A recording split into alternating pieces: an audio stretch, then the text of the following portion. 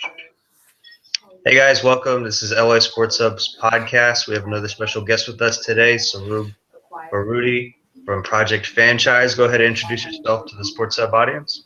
Hey guys, nice to be here. Thanks, Keith. So Rob, what is Franchise, and can you tell the viewers out there what the background of the project is and how far you guys are so far at this point? Sure. So Project Franchise is going to be the first fan-run pro sports team. We're avid fantasy players and huge sports fans, specifically football. So we've acquired the rights to a new franchise in the Indoor Football League, the IFL, for the 2017 season. And we are going to let fans make all of the decisions for that team. And that includes, the easy stuff, the name and the logo and things like that, but all the way to hiring the GM, hiring the coaches, choosing the players, and calling the plays on the field in real time. We are in the process of building out a mobile app that will allow fans to do that.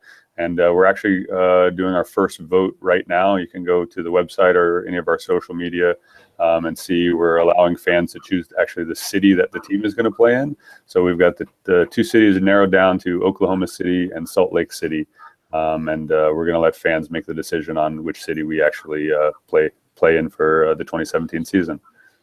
How has the reaction been on social media? I think social media nowadays plays a huge role in team decisions, even those professional sports that don't have a lot of say given to the fans.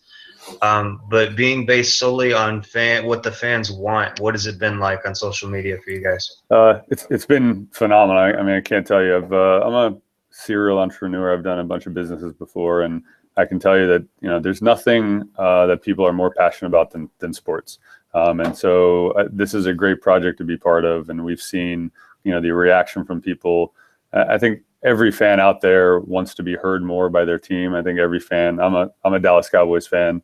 If Jerry Jones let me vote on things, I would be ecstatic, and I'd probably spend a lot more money on Dallas Cowboy gear. So for me, it's about giving fans a chance to prove, one, that they know the game, and then two, to really let them have an impact into what happens on the field, which I think is every fan's dream.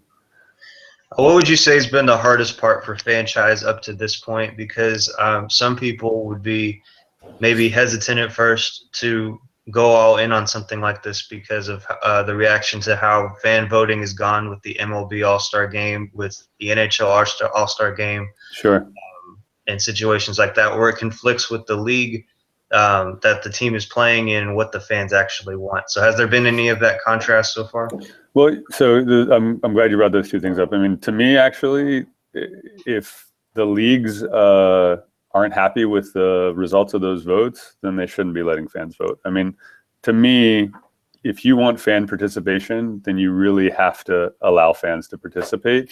And some of this, I mean, the NHL All-Star Game specifically is the one that really bothered me. I mean, if open the voting, sure, let fans vote, but then to tell somebody that they voted on that they can't play, that just doesn't make sense. And so for us, we're going to be incredibly transparent in everything we do. And we've got full buy-in from the IFL and all of the other owners of the teams that we are truly going to let fans make these decisions all the way down to calling the plays on the field. And we're not going to change those calls. We're not going to change their decisions. We're not going to change their votes. We are truly going to let the fans of this team make the decisions they want to make. So, if the fans want to name us the Toilet Bowls, then our name's going to be the Toilet Bowls. I mean, that's what it's going to boil down. Then people are going to have to buy jerseys and wear gear that says, we're fans of the Toilet Bowls. So, but we're open to anything, because this is really going to be it's a little bit of a social experiment, right? I mean, nobody's gone this far in terms of letting fans control components of the team like this. So I think there's a little bit of a social experiment going on here too. But so far, the response from fans has been phenomenal. People are, I think, a little bit skeptical because they don't believe that we're going to do this, because it is kind of so unique. This is going to happen. We have the buy-in from the league, and we've got a team, and I think that's the hardest part. I mean, we're not just a couple of guys with an idea that are building an iPhone app that people can make some votes on. We actually have a team that can be implemented to do this. So I think that's the big difference here. So how would you mentioned that fans would be able to pick the plays in real time? How would that work? Would you guys use a certain medium on social media? Would you use Twitter and people would go to a hashtag to vote or? No, the plan is actually to have everything happen through the franchise app itself. Oh, okay. So we're gonna have people download the app, and then it's gonna be, look, we don't want to replace coaches. So because obviously fans can't run a practice, and fans can't. I mean, they can motivate to some extent, but they can't be there in the locker room to motivate the players, and it's going to be tough for them to be on the sidelines to motivate the players. So there's going to be a huge aspect of this that is going to be very similar to every other team. We're going to have coaches. We're going to have, players that are talking to those coaches. What we want is the fans' voice to always be heard. So we're going to create that app that all the coaches are going to be required to interact with fans. All the players are going to be required to interact with fans. And, look, it's going to be tough for a lot of coaches. It's going to be tough for a lot of players. I don't think there's going to be every player out there that's going to say, oh, I want to play for that team. I think that probably half of the players are going to be like, I don't want fans to tell me what to do. But I think this is a really interesting opportunity for players because we're going to give them a platform to kind of build their brand and showcase who they are and really interact with fans on a different level than players have been able to do in the past. So I think this will be a neat aspect for players and coaches as well. It'll be very different, and I think it's going to take some unique players and unique coaches that can really embrace this idea. But I think it's an interesting opportunity for everybody, not just the fans, but I think the players and the coaches as well. So you mentioned earlier that you have had buy-in from the NFL and the owners in that league. What other support have you gotten from the professional community, if any, so far? Well, we've got some great support. I've been lucky enough to get some great advisors to help us with this. I have a guy by the name of Andy Dolich, who has been in sports front offices for about 40 years. He was the former president CEO of the San Francisco 49ers, former president CEO of the Grizzlies. He actually helped them move to Memphis from Vancouver, and he was actually in the front office of the Oakland A's as well during the Billy Ball era. So just really great guy, really well connected in sports, and very forward thinking.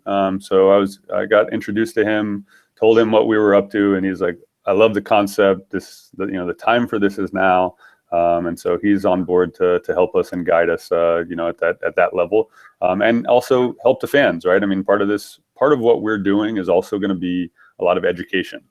So we're trying to line up people that are willing to spend time to engage with the fans, to educate the fans on things that they might not know about, to make them better at being able to run a team. Because at the end of the day, we want to win. I mean, everybody wants to win. I hope all of our fans are going to be there supporting this team and calling plays so we win.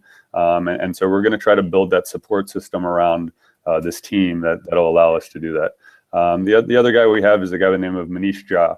Manish was formerly at the NFL for a couple of years. He ran their mobile division. He was the general manager for mobile at NFL. And prior to that, he was at ESPN for about 15 years, almost always on the media and mobile side. So he's been really helpful in terms of helping us think through, the best way to build this app, the best way to engage with fans, and really, that mobile experience that we're going to be building. And in terms of a stadium, you mentioned that earlier that you guys are down to 2 cities that you guys are deciding between. Is there a preset stadium you were going to use that the IFL has set up, or is this going to be something from the ground up? You guys are going to start a new stadium project? Nope, we've got two arenas, the Maverick Center, which is in Salt Lake, and then in Oklahoma City, it's actually the Oklahoma City Convention Center where the Blue play, which is the Thunder's D-League team. So those are the 2 facilities that we're looking at. Both of them are about 13,000 capacity, which is a good crowd. And I don't know if you've been to an LA Kiss game or seen arena football, but what I love about this game is that you're on top of it. I mean, there's not another sport. I mean, even in hockey, you've got glass. There's no glass in arena or indoor football. You are literally on top of the field. Balls come into the stands all the time. And then at the end of the games, it's the accessibility to the players. I mean, I was involved in an arena football team in Vegas last year. And to me, after the game, seeing 5-6-year-old kids coming down on the field, throwing balls, getting to meet the players, getting autographs, that's what sports is about. And to me, that's what I love about indoor and arena football. That, I love the NFL, don't get me wrong, but they've got to protect their players, and I understand they can't let fans on the field. It would be a madhouse. But I think that's one of the elements that's missing, is that intimacy and that ability to meet your heroes and to really, experience the game at that level. So to me, that's why we started in the IFL, because I love that experience for a fan. So it's obvious that the IFL is more of the perfect fit for at least the start of a fan-run program and franchise. Do you see that happening in other leagues like the NBA, the NHL, NFL, or even Major I League hope Baseball? so. I hope so. Look, Yeah. we're building this platform, this technology. For us, this is a proof of concept. We want to show that fans have the knowledge, that fans have the passion, that fans will engage with this idea. And then, from there, we'd like to see other owners look at this and say, hey, you know what? Maybe I don't want fans calling plays, but I would love to have them vote on, everything else around this team, right? Or maybe they give a couple roster spots and they say, we're going to give the fans 2 roster spots, and those 2 players are going to be players that the fans chose. So I think those are the types of elements that I could see kind of slowly creeping into these other games. The other part I like is on the scouting and draft side, right? I mean, you can see the hype around the NFL draft now. Everybody's so excited. It gets you more engaged into college ball. So giving fans an opportunity to voice their opinion and have a vote, and maybe they don't vote on the player you pick, but maybe they help you narrow down the list. So now, you in your war room, that the fans are in favor of these 5 guys. And so now the GMs maybe are more likely to lean in that direction because they know who the fans want. So, I mean, at the end of the day, sports is for the fans, right? That's what these guys are doing it for. And you got, billionaire owners, and they're making lots of money, and they love their teams just as much as the guy in the stands. Right. But at the end of the day, it's the people in the stands that make these businesses work. And to me, connecting with them and giving them a voice and letting them be a part of it, I think that's the best way to build your fan base and to really create that fandom and those fanatics, which every sport wants. Do you feel like it's going to give you a lot of momentum starting in 2017 as opposed to this coming season for the Indoor Football League? Or I think so. Yeah, we're just getting started. I mean, honestly, we put this plan back together in the summer. We got the rights to the team in the fall of last year, and we've been at this thing for no more than 3 months right now. So it is really kind of just getting itself off the ground. But the feedback that we've had, the initial fan engagement is through the roof. I mean, fans are just incredibly excited. They're eager. We're doing email campaigns. People are responding. They've got great insight. Everything about what kind of our expectations for how much fans would like this and appreciate it is actually been exceeded. I mean, people are just overly anxious to be a part of it. We have people from the UK that are excited about this idea and participating. So to be able to take a team, in OKC or Salt Lake in, a league like the IFL, which I would say most people out there that are listening probably have not even heard of the IFL, but to see the fan engagement and reaction to being a part of this, it's people all over the country and frankly all over the world that are saying, yeah, I want to do that. I want to support it. I want to be a part of it. So that's really, really amazing to see. And it gets us very excited. We wake up every day, happy to be doing this. And we're fans just like everybody else. Our vote's not going to count any more than anybody else's vote. We're doing this really to kind of democratize this and turn it over to the fans. And if fans haven't, you said fans, maybe they haven't heard of the IFL, and this would be a good chance for them to, learn more about that league as well. But where can fans, if they haven't found you guys, where can they find you on social media?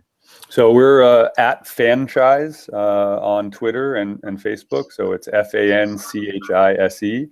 Our website is www.fanchi.se. So it's www.fanchise. And the IFL, if you want to learn more about the IFL, their website is goifl.com. It's a great league. It's mostly in the Midwest and Pacific Northwest. There's 11 teams in the league right now. And it's got a great history. Actually, interestingly enough, Kurt Warner's old team, the Iowa Barnstormers, is a part of the IFL. So they were an AFL team. They moved into the IFL a couple of years ago. So it got some rich history there in terms of some of the franchises there as well. Thanks for joining us. Yeah, thanks, Keith. Appreciate it. No problem.